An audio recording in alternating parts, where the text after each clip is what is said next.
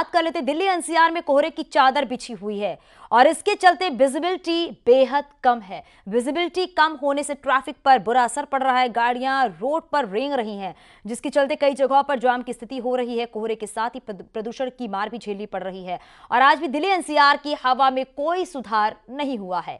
AQI अभी भी खतरनाक श्रेणी में है। नई दिल्ली में AQI जो है वो 378 है, जबकि कई इलाकों में AQI जो है वो 400 के पास पहुंच गया है। पहाड़ों से आने वाली बर्फीली हवाएं अब ठंड और बढ़ाएंगी।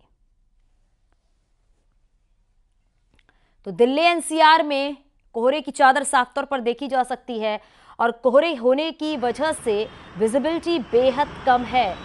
सड़कों पर गाड़ियां रेंगती हुई नजर आ रही हैं, क्योंकि कोहरे की वजह से लोगों को गाड़ियों को चलाने में दिक्कतें आ रही हैं। AQI में किसी तरह की कोई सुधार की नहीं है और बताया जा रहा है AQI लेवल जो है वो 400 के पार पहुंच चुका है।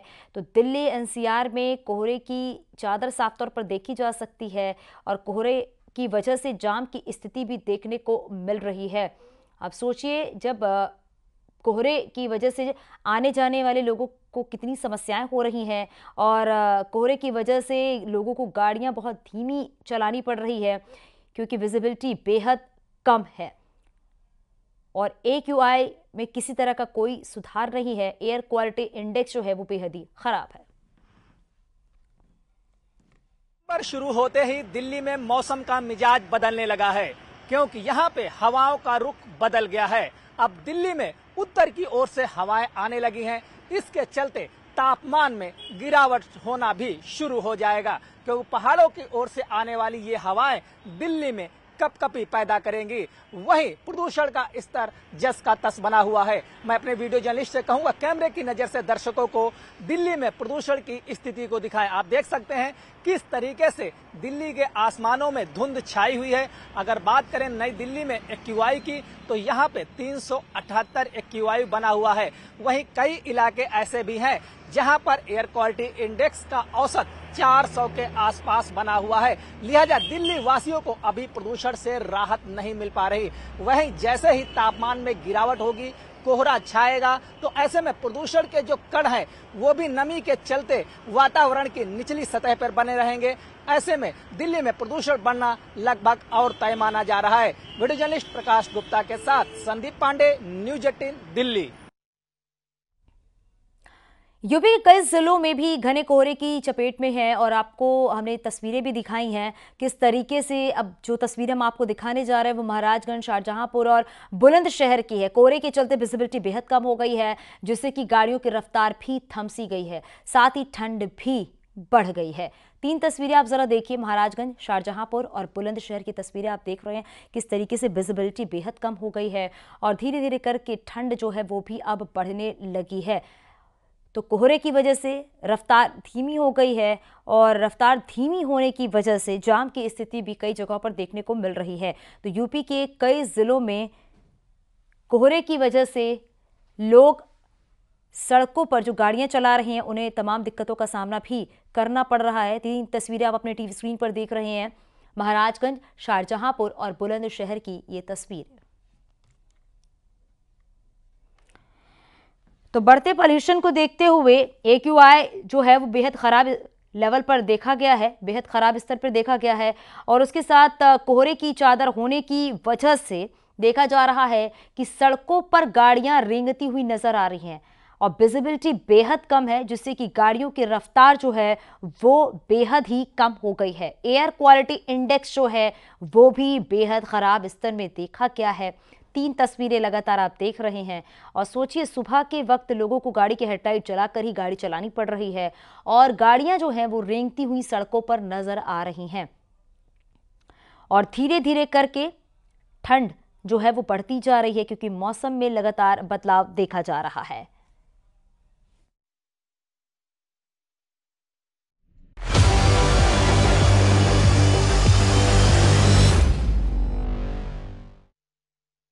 यूपी विधानमंडल सत्र का आज चौथा और आखिरी दिन है। सुबह 11 बजे से यूपी विधानसभा की कार्रवाई शुरू होगी और आज सदन में अनुपूरक बजट पर चर्चा होगी।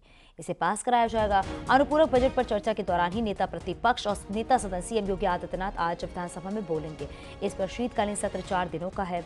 आपको बताते चले, योगी सरकार ने 26,676 करोड़ से ज्यादा का अनुपूरक बजट पेश किया। अनुपूरक बजट के साथ ही कई अध्यादेश और बिल भी पास होंगे।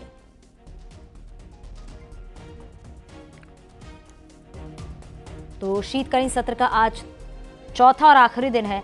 आज अनुपूरक बजट पर चर्चा होगी। बताया जा रहा है कि अनुपूरक बजट के साथ ही कई अध्यादेश बिल जो हैं वो भी पास होंगे। और सदन में बताया जा रहा सीएम योगी आदित्यनाथ सदन को संबोधित भी करेंगे। तो आज का दिन बेहद ही खास है और नेता प्रतिपक्ष भी इस चर्चा में भाग लेंगे, क्योंकि अनुपूरक बजट के साथ साथ कई ऐसे अध्यादेश हैं और बिल हैं जो इस दौरान पास होंगे।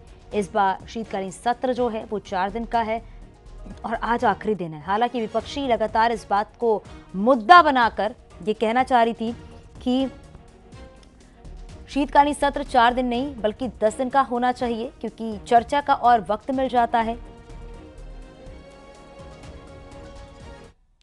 और सहयोगी राजीव हमारे साथ जुड़ गए हैं। राजीव, क्योंकि शीतकालीन सत्र का आज चौथा और आखिरी दिन है, आज अनुपूरक बजट पर चर्चा तो होगी, लेकिन इसके साथ ही बताया जा रहा है कि कई अध्यादेश और बिल जो हैं वो भी पास होंगे इस दौरान। देखिए, यकीनन आज क्योंकि उत्तर प्रदेश विधानसभा की शीतकालीन सत्र का आज आखिरी दिन है, ऐसे में तमाम वो विधायी कार्य होंगे जो बीते 4 दिनों में नहीं हो सके हैं। और साथ ही साथ जो सबसे प्रमुख बात है वो आज नेता सदन यानी कि उत्तर प्रदेश के मुख्यमंत्री योगी आदित्यनाथ और नेता विपक्ष प्रतिपक्ष यानी कि समाजवादी पार्टी के अध्यक्ष अखिलेश यादव दोनों सदन में भाषण देते हुए नजर आएंगे, बोलते हुए नजर आएंगे। इस दौरान एक और जहां सत्ता पक्ष जो विधायी कार्य है, जो अनुपूरक बजट है जो बीते दिनों 28,760 करोड़ रुपए का जारी किया गया है, उसको पास कराने के साथ कई अन्य जो विधायी कार्य हैं, जो प्रस्ताव हैं, जो अध्यादेश हैं, उनको पास कराएगा। तो वहीं दूसरी ओर विपक्ष जो है सरकार पर निशाना साधते हुए नजर आएगा। वो ये मांग करेगा कि ये जो शीतकालीन सत्र है इसकी समयावधि बढ़ाई जाए, इसका समय बढ़ाया जाए, ताकि जो अनुपूरक बजट है उस पर ठीक से चर्चा हो सके। हालांकि ये जो कार्रवाई है अब से कुछ देर बाद सुबह 11 बजे से शुरू होगी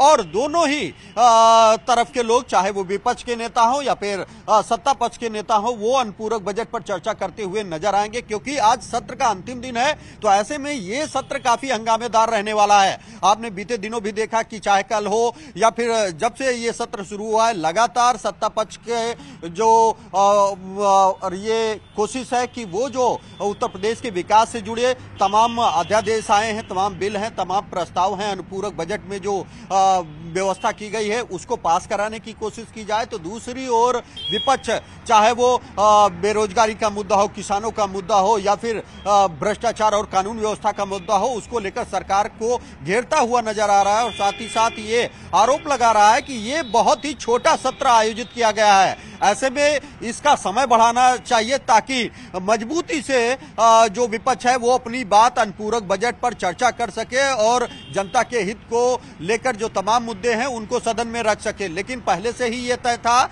कि ये जो सत्र है, जो शीतकालीन सत्र है, ये 4 दिन का होगा। तो ऐसे में 28 तारीख से ये शुरू हुआ था और आज राजीव और ये काफी इसी अहम मुद्दे होगा को लेकर कि सत्र की जो कार्यवाही चल रही है वो 10 दिन की होनी चाहिए, यही मुद्दा लेकर विपक्ष लगातार हो हंगामा करते हुए नजर आ रहा था। क्योंकि आज का दिन बेहद ही खास है। आप नजर बनाए रखिएगा। बहुत शुक्रिया इस पूरी जानकारी के लिए। सीएम योगी ने गोरखपुर में जनता दरबार लगाया और लोगों की समस्याओं को सुना है। सीएम योगी ने अफसरों को लोगों की समस्या तुरंत दूर करने के निर्देश भी दिए हैं। तस्वीरें हम आपको दिखाने जा रहे हैं कि जब सीएम योगी आदित्यनाथ ने गोरखपुर में गोरखनाथ मंदिर में जनता दरबार लगाकर लोगों की समस्याओं को सुना है। और इस दौरान देखा जाता है कि बड़ी तादाद में जो फरियादी होते हैं वो पहुंचते हैं अपनी समस्याओं को लेकर। इस दौरान जो अधिकारी होते हैं वो भी मौजूद होते हैं। अधिकारियों को ये निर्देश दिए जाते हैं कि जो भी समस्याएं हैं उसका निस्तारण किया जाए। और देखिए, छोटे से बच्चे को दुलारते हुए भी सीएम योगी आदित्यनाथ इस दौरान नजर आए हैं, ये आप देख सकते हैं। तो ये तस्वीर जो आप देख रहे हैं गोरखपुर के गोरखनाथ मंदिर की ये तस्वीर है। सीएम योगी आदित्यनाथ जब भी अपने संसदीय क्षेत्र में होते हैं तो वो जनता दरबार लगाकर लोगों की समस्याओं को जरूर सुनते हैं और बड़ी तादाद में जो लोग हैं, वहाँ के स्थानीय लोग हैं, वो इस जनता दरबार में जरूर पहुंचते हैं।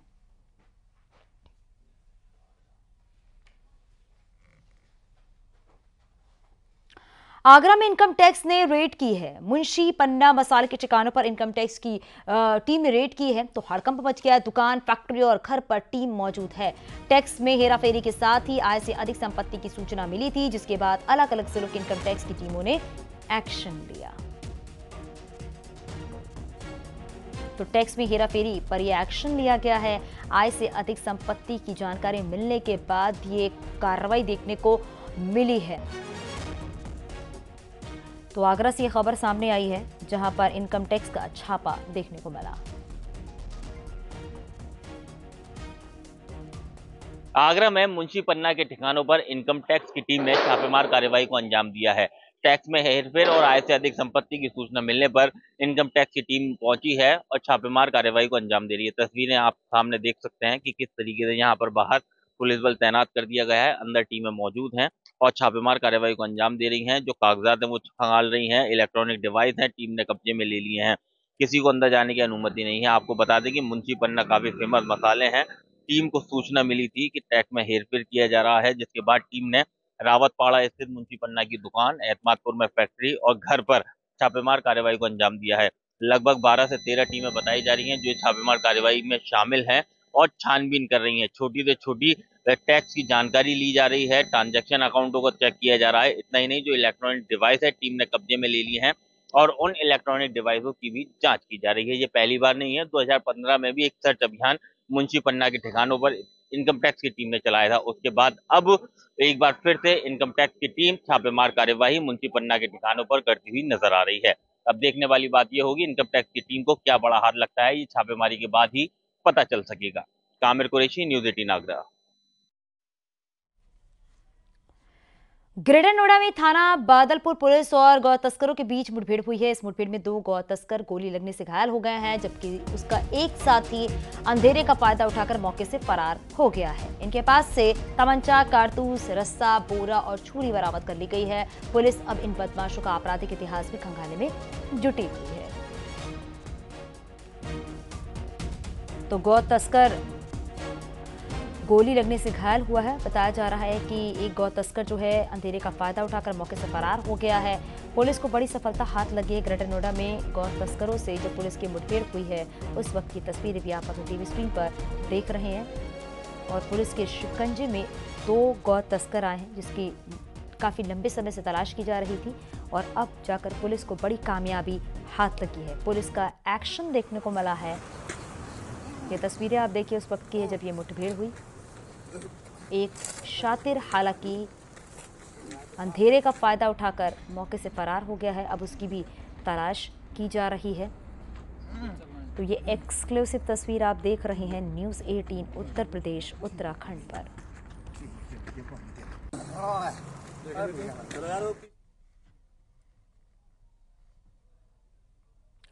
रामपुर में आजम खां के जौहर यूनिवर्सिटी को दी गई जमीन की लीज यूपी सरकार की ओर से रद्द करने के मामले में आज सुप्रीम कोर्ट में अहम सुनवाई होगी। मौलाना मोहम्मद अली जौहर ट्रस्ट ने इसको लेकर सुप्रीम कोर्ट में अर्जी दाखिल की है और इसमें लीज रद्द करने के सरकार के फैसले को चुनौती दी है। दरअसल एसपी सरकार के दौरान मुर्तजा उच्चतर माध्यमिक विद्यालय की बिल्डिंग समेत पूरा कैंपस 99 साल के लीज पर मौलाना मोहम्मद जौहर ट्रस्ट को दी गई थी। करीब 100 करोड़ रुपए की 3825 वर्ग मीटर संपत्ति के लिए मात्र 100 रुपए सालाना किराया तय किया गया था। लेकिन अब सरकार ने करार की शर्तों के उल्लंघन का आरोप लगाते हुए लीज कैंसिल कर दिया है और इस मामले से संबंधित मुकदमा इलाहाबाद हाई कोर्ट में लंबित है। और जिसके चलते आपको बताते चले जौहर ट्रस्ट ने सुप्रीम कोर्ट में अर्जी दाखिल की।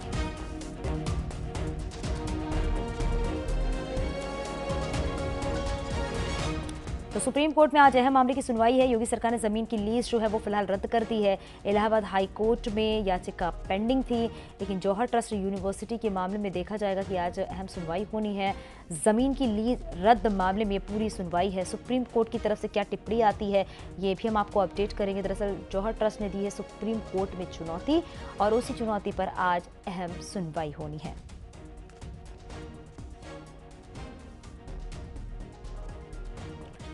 इलाहाबाद हाईकोर्ट में ज्ञान वापी से जुड़ी याचिकाओं पर आज सुनवाई होगी। बताया जा रहा है ज्ञान वापी से जुड़ी सभी 5 याचिकाओं पर इलाहाबाद हाईकोर्ट में सुनवाई होगी। इनमें से 3 याचिकाएं जो हैं 1991 में वाराणसी की अदालत में दाखिल केस को लेकर हैं और मामला कोर्ट में सुनने लायक है या नहीं। 2 अर्जी एएसआई के सर्वे आदेश के खिलाफ है। 5 याचिकाओं पर हाईकोर्ट एक साथ सुनवाई करेगा।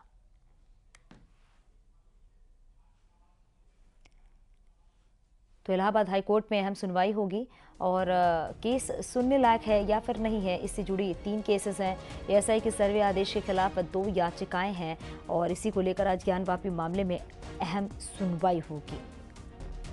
तो सभी 5 याचिकाओं पर इलाहाबाद हाईकोर्ट में अहम सुनवाई होनी है। हालांकि इन 5 याचिकाओं में देखना होगा कि कोर्ट की तरफ से क्या रुख सामने आता है, कोर्ट की तरफ से क्या अहम टिप्पणी की जाती है, वो भी हम आपको अपडेट करेंगे, क्योंकि आज इन 5 याचिकाओं पर सुनवाई होगी।